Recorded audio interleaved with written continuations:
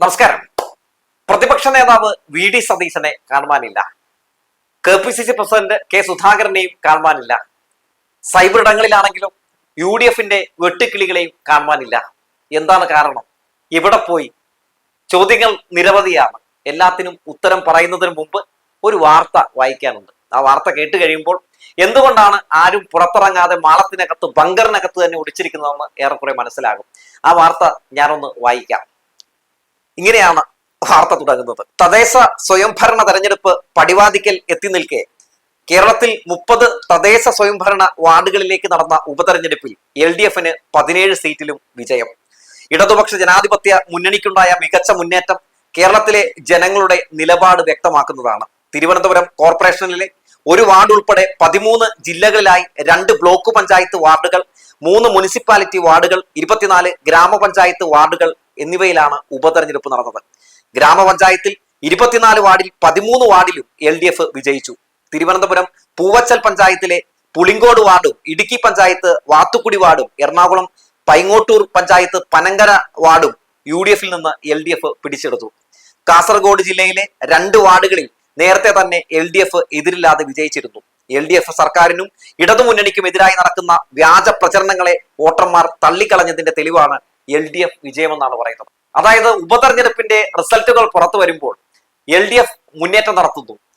LDF-ന്റെ വലിയ രീതിയിലുള്ള തരംഗമാണ് കാണാൻ സാധിക്കുന്നത്. ചെങ്കൊടി പാറിപ്പറക്കുകയാണ്. ഇനി LDF മതി എന്ന് തന്നെ ജനങ്ങൾ വീണ്ടും വീണ്ടും വിധിയെഴുതുന്നു.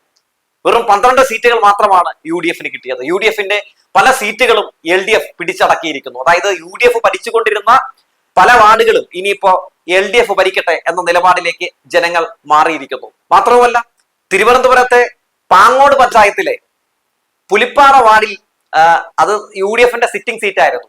ആരാണ് ജയിച്ചിരിക്കുന്നതെന്ന് അറിയട്ടെ. ആ സീറ്റ് ആർക്കാണ് നമ്മുടെ UDF കൊടുത്തിരിക്കുന്നതെന്ന് അറിയട്ടെ? STPIക്ക്. അവിടെ STPI ജയിച്ചിരിക്കുന്നു. UDF-ന്റെ സിറ്റിംഗ് സീറ്റ് STPI പിടിച്ചടക്കി. അവിടെ 3-ാം സ്ഥാനത്താണ് UDF ഉള്ളത്. LDF ആണ് 2-ാം സ്ഥാനത്തുള്ളത്. ആ പഞ്ചായത്തിനെ പറ്റി പറയുകയാണെങ്കിൽ ചിലതൊക്കെ നിങ്ങൾ അറിഞ്ഞിരിക്കേണ്ടതുണ്ട് കേട്ടോ. അവിടുത്തെ ഏറ്റവും വലിയ ഒറ്റക്കക്ഷി LDF ആണ്. പക്ഷെ ആ പഞ്ചായത്ത് ഭരിക്കുന്നത് കോൺഗ്രസ് ആണ്. എങ്ങനെയാണ് കോൺഗ്രസ് അങ്ങനെ ഭരിക്കുന്ന ഒരു നിലയിലേക്ക് എത്തിയത്? ആരാണ് പിന്തുണയ്ക്കുന്നത്? STPയും വെൽഫെയർ പാർട്ടിയും ഒക്കെയാണ്. അവിടെ അങ്ങനെ ഒരു പ്രത്യേക രീതിയിലാണ് ഭരണം നടക്കുന്നത്. എന്നിട്ടാണ് നമ്മുടെ VD സതീശനൊക്കെ പറയുന്നത്, ഞങ്ങളിതാ ഈ പറയുന്ന STP ആയിട്ടൊന്നും യാതൊരു ബന്ധവുമില്ല, അവരായിട്ട് യാതൊരു രീതിയിലുള്ള ഒരു ഇത്തരത്തിലുള്ള ഇരുത്തങ്ങളൊന്നുമില്ല, STP എന്ന് കേട്ടിട്ടുണ്ടെങ്കിൽ എനിക്ക് ഹാലടങ്ങും എന്നൊക്കെ പറഞ്ഞു നടക്കുന്ന നമ്മുടെ VD സതീശന്റെ ഒക്കെ പാർട്ടി ഭരിക്കുന്ന പഞ്ചായത്തിന്റെ അവസ്ഥയാണ് കേട്ടോ ഞാനിപ്പോ ഈ പറഞ്ഞത്. അപ്പൊ അങ്ങനെ നോക്കുമ്പോൾ ഉപതെരഞ്ഞെടുപ്പിന്റെ റിസൾട്ടുകൾ പുറത്തു വരുമ്പോൾ UDF-ന് യാതൊരു രീതിയിലുള്ള മുന്നേറ്റം നടത്താൻ കഴിഞ്ഞിട്ടില്ല. തകർന്നടിഞ്ഞിരിക്കുന്ന സാഹചര്യം. ആ അവസ്ഥയിൽ എങ്ങനെയാണ് പ്രതിപക്ഷ നേതാവ് VD സതീശന് മാധ്യമങ്ങളുടെ മുമ്പിലേക്ക് ഇറങ്ങാൻ കഴിയുക, ജനങ്ങളുടെ മുമ്പിലേക്ക് ഇറങ്ങാൻ കഴിയുക? എങ്ങനെയാണ് KPCC പ്രസിഡന്റിന് മാധ്യമങ്ങളെ കാണാൻ കഴിയുക? അതുകൊണ്ട് ഒളിച്ചിരിക്കുകയാണ്. എന്നിട്ട് ഇന്നൊരു പോസ്റ്റൊക്കെ ഇട്ടിട്ടുണ്ട് കേട്ടോ, ഒളിച്ചിരുന്നുകൊണ്ട് VD സതീശൻ. FP പോസ്റ്റാണ്. അത് കണ്ടാൽ നമുക്ക് തോന്നും ഇവിടെ നടന്ന ഉപതെരഞ്ഞെടുപ്പിൽ UDF ആണ് വലിയ മുന്നേറ്റം നടത്തിയെന്ന് തോന്നിപ്പോകും. ആ രീതിയിലേക്കാണ് എഴുതി പിടിപ്പിച്ചിട്ടുള്ളത്. അതിന്റെ അടിയിൽ വന്നു വീഴുന്ന പല കമന്റുകളിലും പല പ്രവർത്തകരും ചോദിക്കുന്നത് നമ്മുടെ സീറ്റ് എങ്ങനെയാണെന്നാ STPI പിടിച്ചതെന്നാണ് ചോദിക്കുന്നത്. ആ ചോദ്യം തന്നെയാണ് VD സതീശനും ഭയക്കുന്നത്. വരാൻ പോകുന്ന തദ്ദേശ സ്വയംഭരണ തെരഞ്ഞെടുപ്പിന് മുമ്പുള്ള ഉപതെരഞ്ഞെടുപ്പിൽ നമ്മൾ കാണുന്നത് എന്ത് മുന്നേറ്റമാണ്? LDF മുന്നേറ്റമാണ്. നോക്കൂ, LDF സർക്കാരിനെതിരെ മാധ്യമങ്ങളെ മുന്നിൽ നിർത്തിക്കൊണ്ട് വലിയ കുപ്രചരണങ്ങളും ജനങ്ങളെ തെറ്റിദ്ധരിപ്പിക്കാൻ വേണ്ടി വലിയ രീതിയിലുള്ള ഓപ്പറേഷനുകളും നടത്തിയിട്ടും LDF തന്നെ ഭരിക്കട്ടെ എന്ന് ജനങ്ങൾ വിധി എഴുതുന്നുണ്ടെങ്കിൽ ജനഹൃദയത്തിലാണ് LDF എന്നാണ് പറയാനുള്ളത്. പ്രതിപക്ഷം പ്രഹസനപക്ഷം തന്നെയാണെന്ന് ജനങ്ങൾ വീണ്ടും വീണ്ടും വിധി എഴുതുന്ന കാഴ്ചയാണ് നമ്മൾ കാണുന്നത്. അത്രത്തോളം UDF വെറുക്കപ്പെട്ടവരായി മാറിയിരിക്കുന്നു. എങ്ങനെയാണ് ഇത്രയധികം ജനങ്ങൾ കോൺഗ്രസിനെ വെറുക്കുന്ന ഒരു അവസ്ഥയിലേക്ക് മാറുന്ന സാഹചര്യം ഉണ്ടായത്? സംസ്ഥാനത്തെ ശത്രുതാ മനോഭാവത്തോടെ നോക്കിക്കണ്ട് ഈ നാട്ടിലെ വികസനങ്ങൾക്കെല്ലാം തുരങ്കം വെച്ചുകൊണ്ട്, കടക്കൽ കത്തിവെച്ചുകൊണ്ട് ഇങ്ങനെ ഒരു സംസ്ഥാന വിരുദ്ധരായി നിലകൊള്ളുമ്പോൾ എങ്ങനെയാണ് ആ പാർട്ടിക്കും ആ പാർട്ടിയുടെ നേതാക്കൾക്കും ഒപ്പം ജനങ്ങൾക്ക് നിൽക്കാൻ കഴിയുക? നോക്കൂ, കേരളം വ്യവസായ സൗഹൃദമാണ് ഇന്ന് ഉള്ള റിപ്പോർട്ടുകൾ പുറത്തേക്ക് വരുന്നു.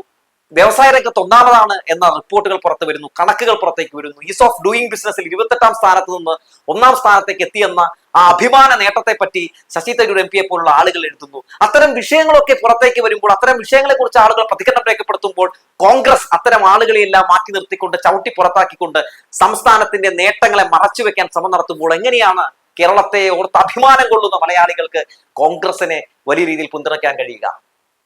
നോക്കൂ, ഇന്ന് കേരളത്തിൽ നടത്തിക്കൊണ്ടിരിക്കുന്ന എല്ലാ വികസനങ്ങളുടെയും കടക്കൽ കത്തിവെക്കുന്നവരായി മാറുകയല്ലേ നമ്മുടെ പ്രതിപക്ഷം. ഇവിടുത്തെ ഏത് വികസന നേട്ടത്തിന് അല്ലെങ്കിൽ ഇവിടുത്തെ ഏത് വികസനത്തിനൊപ്പമാണ് ഈ പറയുന്ന പ്രതിപക്ഷം നിന്നിട്ടുള്ളത്? എല്ലാത്തിനെയും ബഹിഷ്കരിക്കുന്ന കാഴ്ചയല്ലേ നമ്മൾ കണ്ടിട്ടുള്ളത്. തദ്ദേശ സ്വയംഭരണ തെരഞ്ഞെടുപ്പ് ഇനിയിപ്പോ നടക്കാനിരിക്കുകയാണ്. ആ തെരഞ്ഞെടുപ്പിലും എന്താണ് സംഭവിക്കാൻ പോവുക എന്ന് നമുക്ക് ഏറെക്കുറെയൊക്കെ ഇപ്പൊ മനസ്സിലായിട്ടുണ്ട്. അതായത് ഇപ്പൊ കഴിഞ്ഞത് സെമി ഫൈനലിന്റെ റിപ്പോർട്ടാണ്. ഫൈനലിൽ LDF തന്നെ ഇവിടെ വലിയ രീതിയിലുള്ള തരംഗമുണ്ടാക്കും, ഇവിടെ ചെങ്കൊടി പാറിപ്പറക്കും എന്ന് തന്നെ നമുക്ക് സൂചന നൽകുകയാണ്. ഈ അവസരത്തിൽ മാധ്യമങ്ങളെ കുറിച്ചുമൊക്കെ രണ്ടു വാക്ക് പറയാതെ വയ്യ കേട്ടോ. ഒരു വലിയ മുന്നേറ്റം LDF നടത്തിയിരിക്കുന്നതിനാൽ മാധ്യമങ്ങൾക്ക് ഇന്ന് ഇതൊരു വാർത്തയല്ല. മാധ്യമങ്ങൾ ഉപതെരഞ്ഞെടുപ്പിനെ കുറിച്ച് മിണ്ടുന്നില്ല. ഇന്ന് അന്തിചർച്ചയും ഒരുപക്ഷെ ഉണ്ടാകാൻ ഒരു സാധ്യതയുമില്ല ഈ വിഷയവുമായി ബന്ധപ്പെട്ട്. കാരണം അന്തിചർച്ച നടത്തിയാൽ ഈ പ്രതിപക്ഷം പെട്ടുപോകും. മാത്രവുമല്ല, കോൺഗ്രസ് SDPIക്ക് സീറ്റ് കൊടുത്തിരിക്കുന്ന വിഷയവുമായി ബന്ധപ്പെട്ട് ആരെങ്കിലുമൊക്കെ ചോദ്യം ചോദിച്ചാൽ പെട്ടുപോകും. കോൺഗ്രസിന്റെ വക്താക്കളായി മാറിയിരിക്കുകയാണല്ലോ ഇവിടുത്തെ നമ്മുടെ മാധ്യമപ്രവർത്തകർ. മാധ്യമപ്രവർത്തകരൊന്നും വിളിക്കാൻ പറ്റില്ല അവരെ. അപ്പോ കോൺഗ്രസിന്റെ ഒരു IT സെല്ലായിട്ട് പ്രവർത്തിക്കുന്ന നമ്മുടെ മാധ്യമങ്ങളൊക്കെ സത്യത്തിൽ വളരെ നിരാശരായിട്ട് തലകുനിച്ചിരിക്കുന്ന കാഴ്ചയാണ് നമ്മൾ കാണുന്നത്. ഇന്ന് മീറ്റ് എഡിറ്റേഴ്സിലൊക്കെ സ്മൃതി പരുത്തിക്കാടൊക്കെ ഏത് രീതിയിലും മോങ്ങും എന്നാണ് എല്ലാവരും ഉറ്റുനോക്കുന്നത്. അതായത് പ്രതിപക്ഷം എന്ന് പറയുന്ന ഒരു വലിയ വിഭാഗം നമ്മുടെ ഭരണപക്ഷത്തെ കടന്നാക്രമിക്കാൻ വേണ്ടി പല രീതിയിലുള്ള ആളുകളെ കൂട്ടുപിടിച്ചുകൊണ്ടും പല രീതിയിലുള്ള കുപ്രചരണങ്ങൾ നടത്തിയുമൊക്കെ പല രീതിയിൽ പല തന്ത്രങ്ങൾ മെനഞ്ഞിട്ടും ഇവിടെ ക്ലച്ച് പിടിക്കുന്നില്ലെങ്കിൽ ഒന്നേ പറയാനുള്ളൂ, ഇന്ന് രാജ്യത്ത് കോൺഗ്രസിന്റെ അവസ്ഥ എന്താണ്?